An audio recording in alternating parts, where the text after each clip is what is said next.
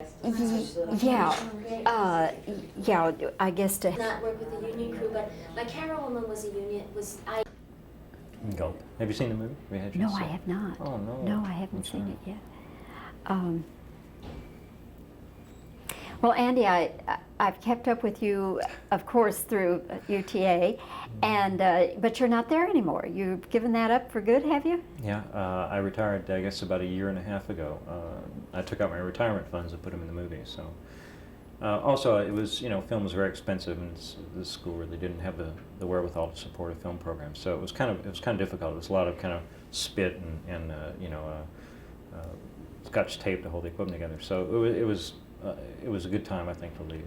Plus, this is really what I want to do the last 3 or 4 years. I've been working toward this. It was a good time. okay.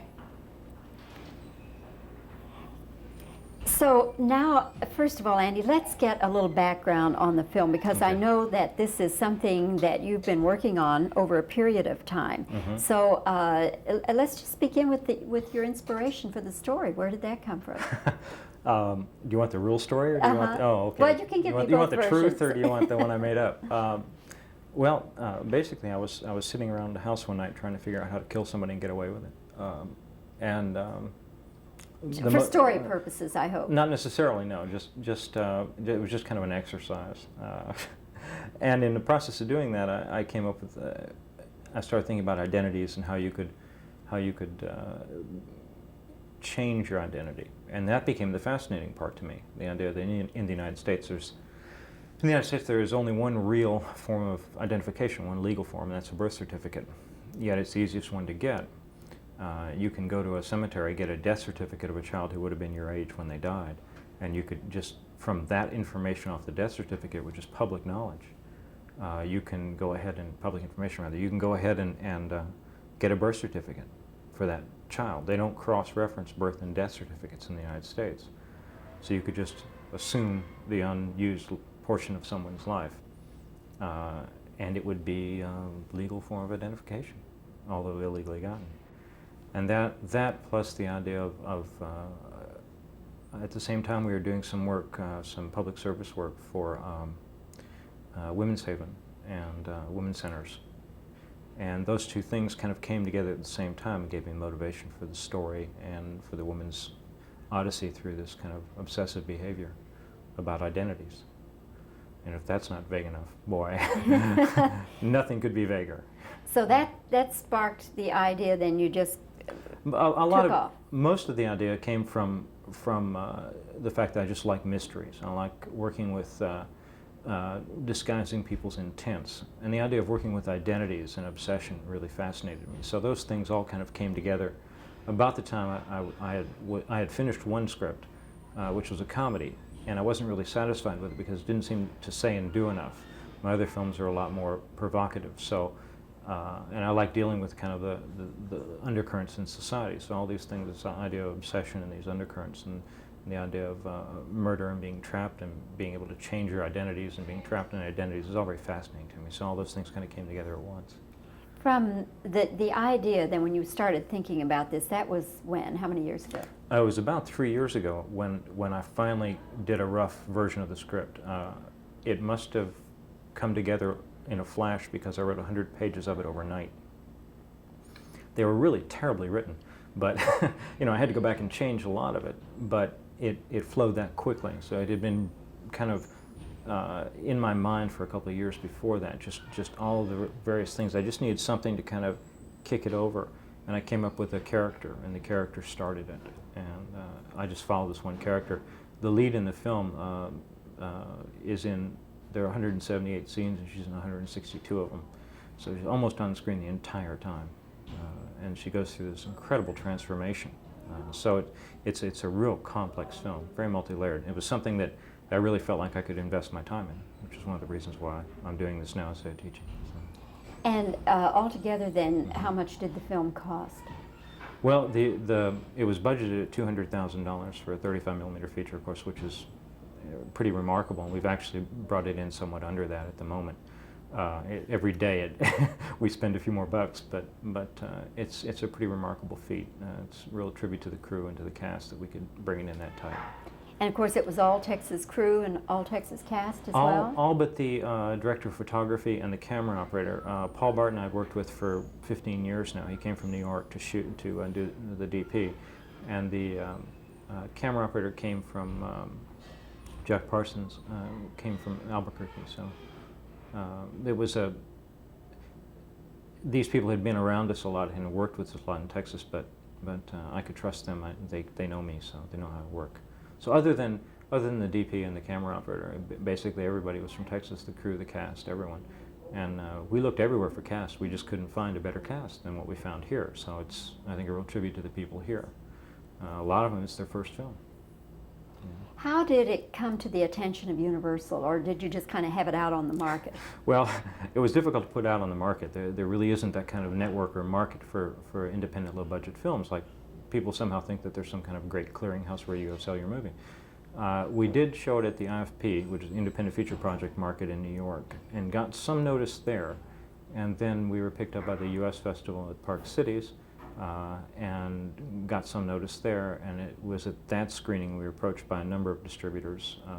So festivals are very, very important for screenings. This festival, of course, is very important to us because it's the USA, it's in Dallas, and it's our kind of our hometown festival. But the other, because the people have been so nice to us over the years, it's real important for us to be here. So Universal is now going to distribute it, but did you have to make any sorts of concessions to them? Did they say, well, we like this, but we don't like that, and Well, we had an advantage in that we were bringing them a finished film. They had seen the film in finished form. They weren't in on the project from the beginning, so there was very little kibitzing, very little kind of change this, do this, do this, do that. In essence, what they saw is what they're going to get. They're happy with what they have. They already know what it is, so there's no real problem. I mean, they already know the ending. And there was no real question of whether we should change anything. They've had some suggestions, but no demands, and I think that it's a really good relationship. It's a really good relationship, even without the dropped cup. And I feel that that it's one that's going to hang on for a while. I'm very, very thrilled. I'm thrilled to be with them, and they're not here. They're not making me say that. So, do you know whether or not Steven Spielberg has seen the film? I have no idea. If so, I want his 450. I have no idea if he's seen the film. And actually, although I think there are other people I'd rather have see it, to tell you the truth. But I think, he's a genius, but I have no idea whether he's seen it or not. I just said that because of his close affiliation with Universal, and being right on the Universal lot there. Oh yeah, in fact, I snuck on the lot and walked around and walked by his palatial offices, but nobody came up to me and said, by the way, we'd like to introduce you to Steven Spielberg. It would be interesting, and he's also been very helpful to a lot of directors, and I'd like to have him see it. But there's no way for me to know. It's the film is in their possessions there all the time. So we've also only have one print, so we're so low budget. We keep moving one print around, changing the numbers on the can. You shot in 35. You shot in 35. Or did you shoot in 16 and blow it up to 35? No. It's a 35 print. We shot in Super 16, which is a process out of New York. It's not 16 millimeter. Yeah. Okay. As far as local locations, what are some of the, people always, local people like to say, oh, there's the so-and-so. What are some of the locations we should look for? We're kind of the kiss of death in terms of locations. If you were a location, you were in our movie, pretty much you're out of business by now. We shot at Saul's Turf Bar in downtown Dallas, and of course it's now a vacant lot. It's been bulldozed down. We shot it at a hardware store, and it went out of business. We did shoot a lot of exteriors, very few recognizable locations other than Saul's Turf Bar, which is a hangout for 30, 40 years. We shot at the Star Telegram.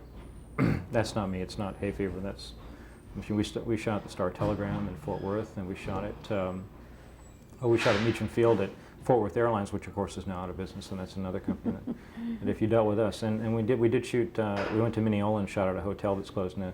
We went to Rice, Texas, and shot at a truck stop that's now closed. So, I'm terrified to actually be filmed in this building. You know what'll happen next. But a lot of locations, a lot of the exteriors, you see a lot of Dallas and Fort Worth skylines, and a lot of places you recognize. It was a lot of fun to shoot in the area because the cooperation was terrific. I mean, from the chambers and from the various people who owned all the buildings and parking garages in Fort Worth, it was just terrific to us. Okay. Well, I think we better just go ahead and stop. Okay. Can't compete with this. Anyway, I pretty much have the comparisons to David Lynch and all. That's pretty heady stuff, huh? Yeah, I'm real impressed. I'm very flattered. I actually only like one of his films, which is Blue Velvet. I wasn't real crazy about Eraserhead, but I really like Blue Velvet. And, Elephant Man, did you like that? Not really. I thought it was kind of a compromise. You could see that there was a brilliant mind behind it, but I don't think there was the range necessary. There really wasn't that range necessary. These are all my opinions, of course, and not the opinion of the management. Is he a director you admire? Oh, definitely. Who are some others? Martin Scorsese would be one. Sergei Eisenstein would be another. Sergei Eisenstein, silent director, Russian. Fritz Lang. A lot of the older directors that were visual, and a lot of the newer directors that are visual, I really admire. But I think that the thing that I admire most about people, Nicholas Roeg, of course, is a big-time hero. And I almost got a chance to meet him. We were on this. Our name was on the same program once, and that's close enough. But films made by one person—that's what impresses me. Films that you can see, you can see in it. They're obviously made by a singular individual working with one vision, and you really can feel those when you see those films. You can feel them. Whether or not you like Blue Velvet's not important to me, but the fact that you could violently disagree with a film is remarkable to me. Because most films you go, well, I don't know if I liked it or if I didn't like it, And you see Blue Velvet and you go, oh, I either loved this movie or I really hated this movie. I've had people go in halfway through the movie, lean over and say, God, I hate this movie. And by the time they get out, they say, God, I love this movie. So it's really a unique kind of experience. And I like films that take you and pull your heart out of your body for a few hours and massage it for a while and stick it back in. And they give you something more than just an hour of amusement or 2 hours of amusement. Of course, you'll be tied up with this film, but do you have something else ready to shoot? I have 2 other screenplays. One's finished, and one is close to finished. It's just roughed out, and all I need to do is put all the words in order. But it's just I really don't have anything. I'm going to take a year and write something that means something to me. And since I have the majority of the money in the film, I'll be okay for a while. I won't have to really worry about what I have to do for a living, which is kind of nice because basically I think I'm basically just a goof off at heart. I mean, where else can you wear jeans and sneakers to work when you're 40 years old? So, I mean, that's the whole reason I'm in this. There you are, jeans and sneakers. But you're probably not 40, is that your? There you go. Okay. But it's and you get to sleep real late and goof off, and look very intense. That's the other thing that's real important. You have to look intense. Yes, but when you work your tail off as a filmmaker. Oh yeah, I wish I worked more of my tail off. But generally, I just it's hard work. William Goldman's a screenwriter, came up with a great line. He said that filmmaking was like it was hard work. He said not hard work like designing a universe like a philosopher or painting something like a painter, but it was hard work like coal mining. And he's really right. Yeah. This is great. We got music fading up and everything. All right, Andy, thanks a lot. I've Sure, enjoyed thank you. talking with you, and I hope the film does well. Can I Look take forward this to off seeing now? it. Okay.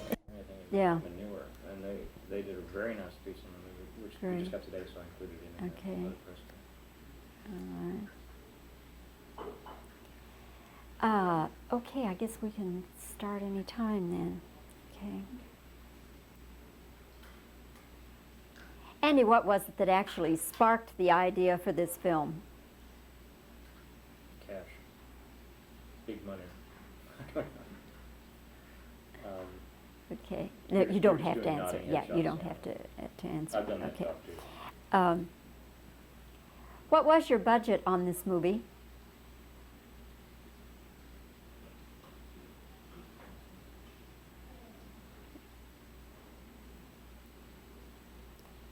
How did Universal come into this?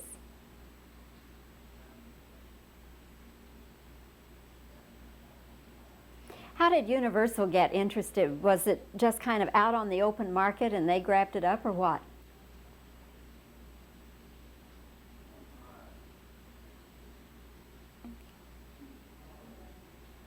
What are some of the local locations we ought to be looking for?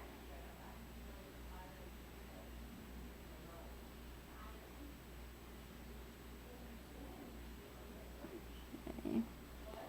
All right. Now, I'll just give you some reaction shots now for this one.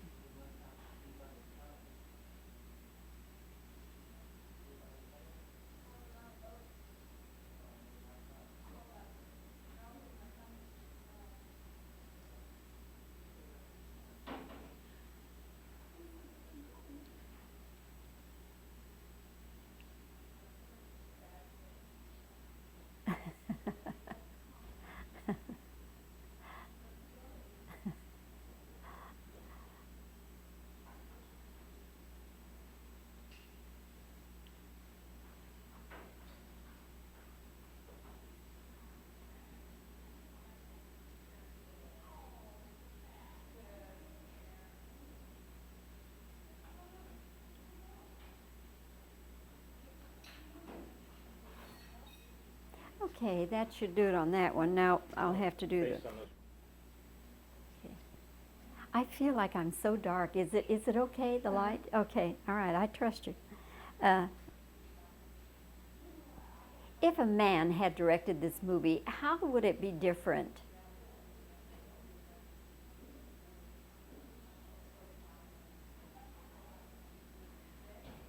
Did you get any advice from men on how to do this movie?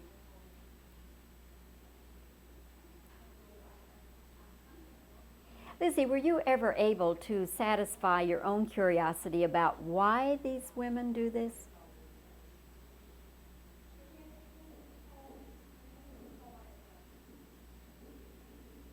Did you ever come to any conclusions about why these women go into prostitution?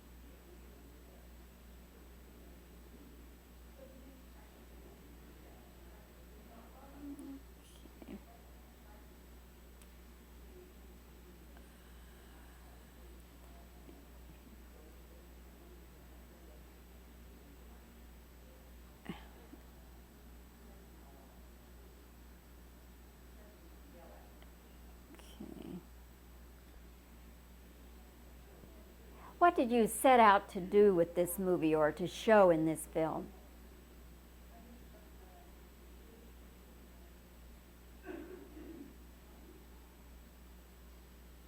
As a woman filmmaker, do you think that perhaps in 5 years, women filmmakers will be more recognized by Hollywood?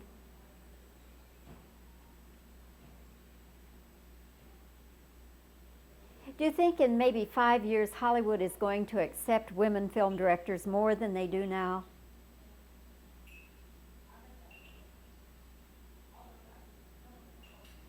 Now I'll just give you reactions.